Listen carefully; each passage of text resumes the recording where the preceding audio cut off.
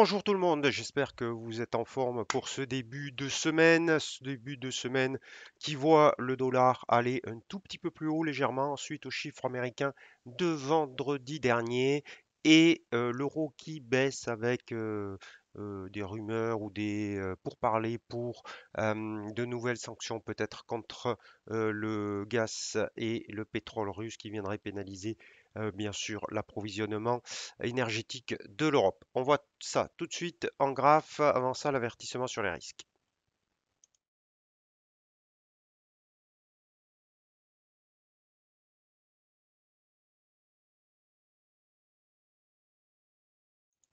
Voilà, donc à l'écran, le dollar, l'indice dollar. Donc je rappelle, hein, l'indice dollar, c'est la moyenne du dollar contre pondéré, c'est important, contre les principales devises, les devises majeures du marché.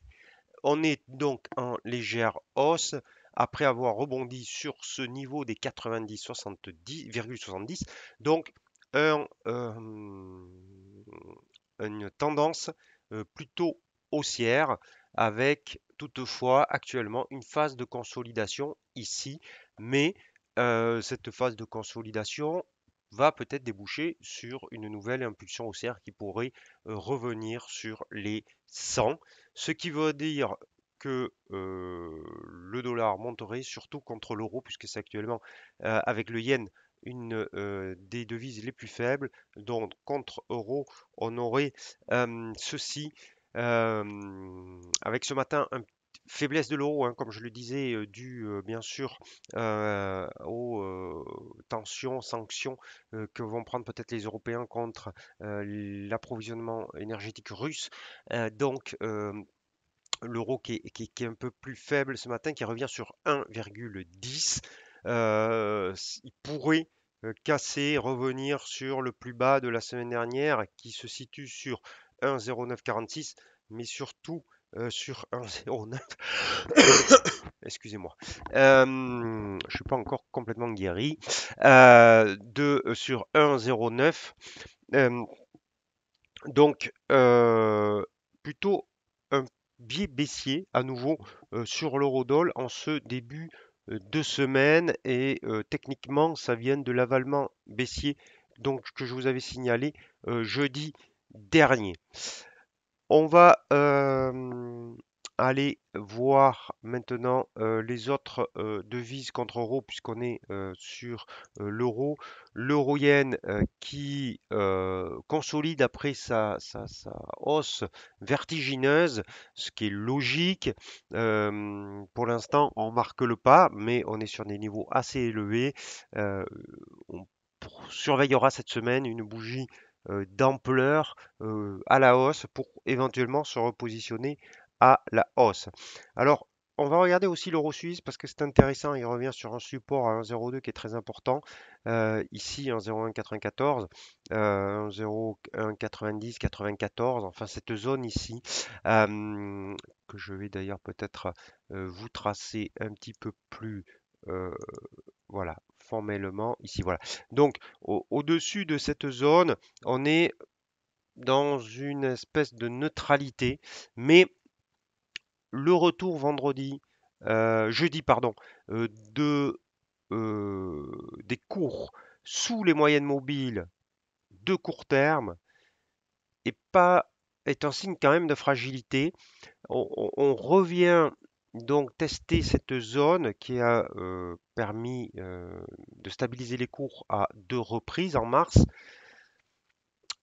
Le tout est donc de voir si on clôturera en dessous ou si on va rester au-dessus de cette zone avec, si on a une belle bougie verte, par exemple, une possible rebond vers cette zone des 1,04. Mais pour l'instant, c'est plutôt la faiblesse de l'euro qui inquiète et un possible retour sous cette zone à 1,0194. Donc c'est ce qu'il faudra regarder cette semaine.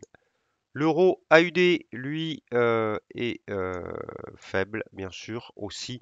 Euro AUD qui revient sur qui risque de revenir sur les plus bas du mois de mars. En tout cas, c'est bien parti puisque cette tentative de rebond a à peine dépassé la plus petite des moyennes mobiles, la plus courte, donc qui est bien orientée à la baisse. Donc un trend bien baissier avec un possible retour sur 1,4536. Ça peut être une idée de trading d'ailleurs pour vous. Il faut chercher maintenant le point d'entrée. Le dernier sommet c'est cette droite polarité sur le 1 heure à 1,4760. On est à 1,46-47, c'est quand même très loin pour du 1 heure, 120 pips, pour un gain éventuel de 100, pareil, 120 à peu près. Donc c'est du 1 pour 1. C'est pas top comme risk-reward, mais en tout cas un biais baissier euh, avéré sur l'euro AUD et donc des potentiels shorts sur cette paire de devises. Puisqu'on est sur l'AUD, on va aller voir l'AUD USD parce que c'est intéressant. L'AUD, bien sûr, devise forte, devise matière première, éloignée du conflit, et donc qui ici teste, vous voyez encore ce matin, cette zone de résistance au-dessous de 0,7550. Est-ce qu'on va réussir à le franchir? Ça va être l'enjeu de la semaine. Si on arrive à franchir, on pourrait aller encore plus haut et ça serait le signal de la fin de cette correction horizontale. Et cette période ne serait pas une période de retournement, mais une zone de distribution, mais une zone juste de consolidation, ce qui renforcerait le trend haussier sur la UD. Mais pour l'instant, on n'y est pas. On bute encore sur cette résistance. On n'a pas de bougie de renversement. Donc, on reste haussier moyen terme, neutre très court terme sur le dollar australien contre dollar américain. Le L'AUD yen, parce que vous savez que c'était une des devises majeures hein, de mes trades ces derniers temps, tout simplement parce que le yen est faible et l'AUD est une des devises les plus fortes. Donc, ça nous a donné de multiples opportunités. On semble repartir à la hausse après cette petite correction. On reste au-dessus des moyennes mobiles à 13 et 34 périodes. Donc, on pourrait aller plus haut et rejoindre l'objectif final à 97,30. En tout cas, long AUD yen. Alors, c'était le deal de l'avis que j'avais donné la semaine dernière avec un objectif à 94,20, donc pour revenir sur les plus hauts, et un stop sous 90,70, c'est-à-dire ici. Donc, on est toujours en position. Pour ceux qui ont soldé pendant le week-end, euh, si on venait à dépasser cette petite résistance sur le 1 heure, vous pourriez vous remettre long. Donc, si on dépassait les 92,30 par exemple, vous pourrez vous remettre long. Alors, je vous conseille quand même d'attendre demain parce que demain, si vous n'êtes pas en position, parce que demain, il y a une réunion de la Banque centrale de la Royal Bank of Australia, de la Banque centrale d'Australie, demain matin. Donc, c'est pour ça que ce matin, vous voyez ces hésitations sur l'AUD et contre dollar et contre yen, parce qu'on va attendre, les opérateurs vont vraisemblablement attendre le verdict de la Banque centrale avant de se positionner. Mais si demain matin on franchissait avec une belle bougie verte cette bougie, il serait peut-être tout à fait judicieux de se remettre long si vous ne l'êtes pas déjà. Pour ceux qui le sont déjà, je pense que vous pouvez rester en position, mais c'est à vous de voir. Euh, ou peut-être prendre la moitié de vos bénéfices et garder l'autre moitié. Enfin, c'est à vous de juger, mais l'AUD quand même semble très fort. Euh, Simplement, il risque d'avoir un peu de volatilité avec la Banque centrale demain. L'autre idée, l'autre avis de trading que je vous avais donné, c'était sur le kiwi. Le kiwi, donc, avec un target à 0,7080 et un stop sous 0,6868. Donc ici le stop, donc on l'a pas atteint, hein, et on n'a pas atteint non plus euh, le target. Je je garde cet avis-là, même si on est un petit peu en, en respiration plus que correction, puisque vous voyez que les creux sont ascendants. Donc, pas d'inquiétude pour moi pour l'instant. On peut repartir dans les prochaines heures à la hausse, à mon avis, sur le kiwi. Et on va aller voir les deux autres devises majeures qu'on n'a pas vues, le câble et le dollar yen. Le câble qui pour moi est toujours quand même plutôt baissier. Euh, Ces rebonds sont pas très convaincants. On aurait pu croire, par exemple, mercredi dernier, avec cette séance haussière après le doji, que on allait avoir une impulsion haussière, mais c'est absolument pas le cas. Si on casse ce dernier creux de marché ici, ça redeviendra très baissier sous un 30-50, mais d'ores et déjà, vous voyez que les moyennes mobiles à court terme sont baissières et qu'elles bloquent ce matin la tentative de hausse sur le câble. Donc, euh, donc voilà. Donc, ceux qui aiment le plus le risque pourraient peut-être se mettre déjà short. Ceux qui veulent un peu plus de sécurité, attendre la cassure du dernier creux pour avoir la confirmation que la baisse sur le câble reprend. On va aller voir donc le dollar yen et le dollar. Je finis toujours par avec le dollar canadien, donc on finira avec ça. Le dollar yen, pas de problème, hein, toujours haussier. Il y a pas de, il y a pas de changement sur le dollar yen, sauf que ce qui est intéressant, c'est qu'on a établi un nouveau petit support ici sur 121,28 et donc ça nous offre une possibilité, hop, de de training. Alors pourquoi?